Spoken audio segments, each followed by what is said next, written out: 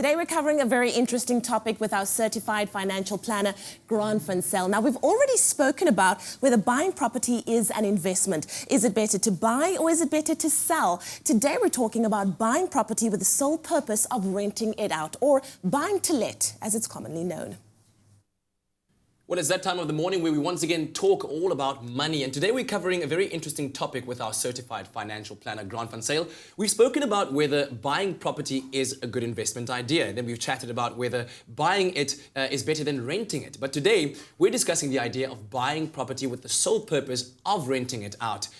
What's called the buy-to-let concept. And it's very commonly known, but we want to know from our certified financial planner, is that a good idea? Because when you think about it and how people describe it, you go and buy rental property, paid off the mortgage over a number of years while having somebody rent it. And then once you paid it off, after 20 years or so, you now have an asset that generates a passive income for you. Is that still the case? Well, yeah, it's most definitely the case. But the thing with the buy-to-let concept is it's a very long-term investment. Yes, yes. Now, with information so readily available with internet and technology today, there's hundreds of other sort of investments out there that are possibly giving you just as good a yield or return, and will have way less risk appointed to it. But on top of it, you have liquidity. So I'm not saying it's a bad option, but I am saying there's definitely room to do homework to make sure that you're getting the best possible solution for your tailor-made needs at that specific time. You spoke right now about the fact that there are other vehicles of investment that might entail less risk.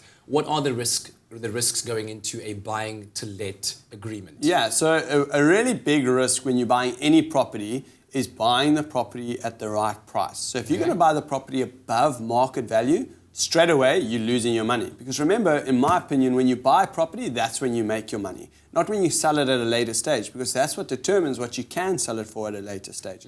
The other risks are tenants. You have to do really strict credit checks on your tenants, because tenants today have more legal rights than the landlord.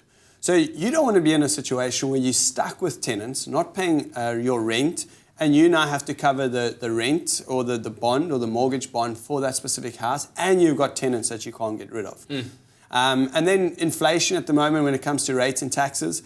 Rates and taxes are going up way more than inflation. So you have to factor all those costs into the equation to make sure you're covering all your bases. You know? And then, of course, a cost that people sometimes overlook is maintenance, because you've got to keep that place in good living condition for your tenant, as they're protected by the Consumer Act, right? Yeah. So I learned this one the hard way. My very first property that I bought to let, I had a really good tenant, a 2-year contract, and basically what happened is they paid their rent every single month on time. I never heard from them, so I automatically assumed everything was in order.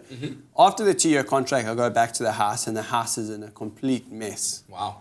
Now, the maintenance that I had to do on the house was not covered nearly by the deposit that these guys had put down. So you need to make sure that you are covering your maintenance costs on a monthly and an annual sort of basis, because these things are going up more than inflation and can be quite astronomical. And then it defeats the whole point of going the whole buy-to-let route.